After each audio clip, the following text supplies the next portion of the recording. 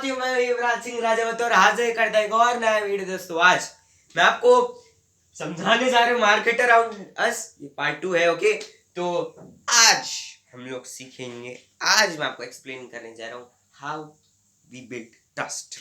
ये वो मत समझना लाइक पर्सनल लाइफ का, ये उसी चैप्टर का है, ठीक है, ट्रस्ट। अब आप जाते हो शॉपकीपर के पास, आप कुल उस जगह से साल हो गए आपको उस जगह में रहते और आप उस शॉपकीपर से बहुत ज्यादा फैमिलियर हो गए, बॉन्ड अच्छा क्रिएट हो गया। ये रे महाराज, ठीक है, ये शॉपकीपर वाले अंकल है जिनके पास आप ब्रिटानिया का या फिर ओरियो बिस्किट लेने गए हैं या फिर कुछ और चीज लेने गए हो, ठीक है। ये इनके पास सब माल रहता है, लाइक पेन वेन सब कुछ रहता है, स्टेशनरी का सामान सब कुछ एकदम और टॉप क्लास के लेवल के अंकल है, ठीक है। सब रहता है इनकी दुकान पे, ठीक है। आप जाते हो इनकी दुकान पे, आप ट्राइमैक्स, मैक्सटॉन या फिर V7 या फिर कोई सा भी पेन मांगते हो, ओके, और कहते हो कि मैं आपको पैसे कल दूंगा, ठीक है, कल दूंगा पैसे। अब वो कहते ठीक है, या फिर बाद में दे देना, या फिर कल नहीं तो अगले हफ्ते दे देना। अब ये ऐसा क्यों कहते हैं? Can you tell me this? Pause करके मेरा आंसर दो, वो ऐसा क्यों कहते हैं? Can you just like answer the question, क्यों कहते हैं? बिकॉज अगर वो ना कहेंगे तो शायद से आप उनसे गुस्सा हो जाओ और शायद और फिर आप उनकी दुकान पे ना हो, इस वजह से भी होता है। दूसरा कि ट्रस्ट या फिर बॉन्ड क्रिएट हो जाता है एक शॉपकीपर के बीच में और एक कस्टमर के बीच में, and that is very necessary while doing the business.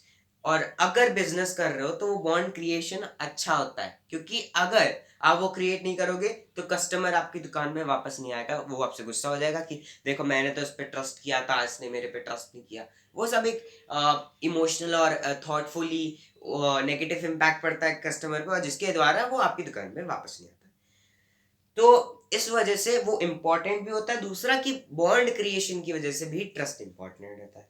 अब हम इस चैप्टर की एंड में आ गए हैं गाइस, तो मैं एक और चीज रह गई है जो कि एक्सप्लेन करना बहुत ही ज्यादा इंपॉर्टेंट है, और वो चीज है मोनोपोलाइजेशन।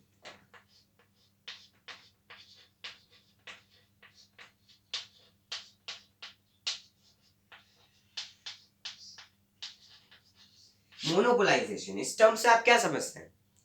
अभी अभी चल रहा है मीशो, फ्लिपकार्ट, अमेजोन का जमाना, बट क्या हम लोग shops like personally shop prefer करते हैं, मॉल्स में जाकर ड्रेसेस देखना, या फिर तब देखते हैं जब ज्यादा फेस्टिवल लोकेशन है, बिकॉज हमें पता है कि तब ज्यादा डिस्काउंट मिलता है, और डिस्काउंट में मिलेंगे तो ऑफकोर्स चीज सस्ते दामों में मिल जाएगी। तो इसमें क्या होता है मोनोपोलाइजेशन में, आप यूजुअली क्लोथ्स के लिए या फिर फुटवेयर के लिए या फिर इलेक्ट्रॉनिक्स के लिए क्या प्रेफर करते हो? मैक्सिमम अमाउंट ऑफ आंसर आपके होंगे online, online field. Online field इसलिए क्योंकि वहां पर डिस्काउंट्स भी मिलते हैं, और दूसरा कि आप क्रेडिट कार्ड से पे भी कर सकते हो, तो आप क्रेडिट कार्ड से पे करोगे तो आप बाद में क्रेडिट कार्ड वालों को भी पे कर सकते हो बाद में, तो वो भी एक रिलेशन बिल्डिंग हुआ। तीसरा कि आप अपनी मनपसंद चीजें ले सकते हो बहुत सारी, क्योंकि मॉल में मिले ना मिले आपको वहां पर बहुत सारे प्रकार की, तो उसी मोनोपोलाइजेशन कहते हैं गाइस। मोनोपोलाइजेशन एक ऐसा सेक्टर रहता है जिसमें अपनी दबाव डाली, इतना प्रेशर डाला कि आजू बाजू कुछ नहीं देखा, अपनी फील्ड घुसे दिए और सब उसकी तरफ अट्रैक्ट हो रहे हैं। जैसे कि फॉर एग्जाम्पल अपना दबदबा कहना, जैसे कि अगर फॉर एग्जांपल एक गांव में, एग्जांपल तौर पे दे रहा हूँ, सरपंच एक गांव पे अपना दबदबा चला रहा है, अपना कुछ नहीं सुन रहा, करप्शन कर रहा है, वो कुछ कर रहा है, ठीक है, तो उसे मोनोपोलाइजेशन कहेंगे, क्योंकि वो अपनी अपनी चला रहा है, ठीक है, दूसरों की देख भी नहीं रहा है। वही तो हो रहा है आज की जनरेशन, लाइक आज के जमाने में क्या हो रहा है, बेसिकली आप ऑनलाइन प्लेटफॉर्म पर प्रेफर करते हो, ठीक है, और जिसके द्वारा दूसरों को लॉस झेलना पड़ रहा है।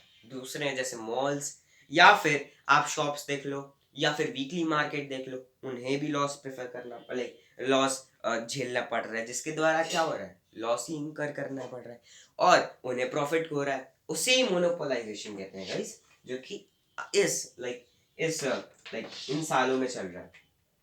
और ये तब से नहीं चल रहा है कि अभी अभी सालों से नहीं चल रही, तब से चल रहा है जब से ये ऑनलाइन प्लेटफॉर्म्स क्रिएट हुए हैं, क्योंकि लोग हो गए हैं अभी थोड़े थोड़े आलसी, और जिसके द्वारा वो घर पे बैठ के फोन चलाना प्रेफर करते हैं instead of going outside and just seeing the world and all of that things. Okay, तो वो क्या कह रहे हैं, मेरा मतलब क्या है कहने का, कि उसका मतलब होता है मोनोपोलाइजेशन. ठीक है, सो मोनोपोलाइजेशन हम लोग क्लियर कर लिया है अबाउट.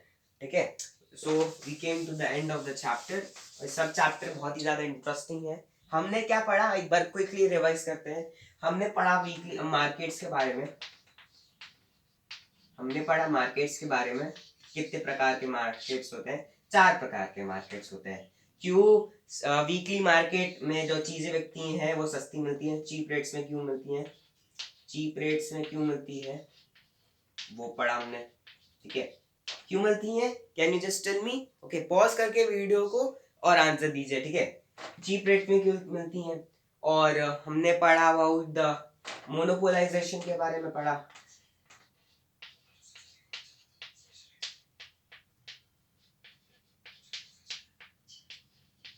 और क्या हमने पढ़ा? हमने पढ़ा अबाउट द ट्रस्ट. ट्रस्ट के बारे में पढ़ा. ओके,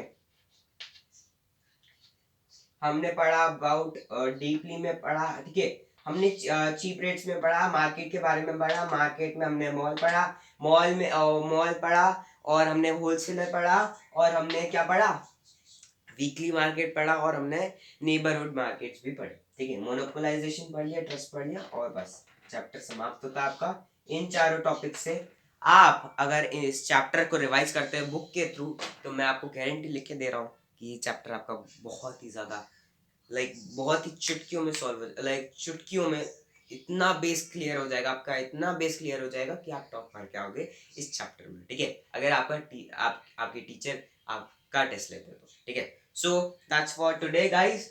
आई होप कि ये वीडियो आपको बहुत ही ज़्यादा पसंद आया. लाइक करिए, सब्सक्राइब कीजिए और शेयर कीजिए. अगर आपको बहुत ही ज़्यादा पसंद आए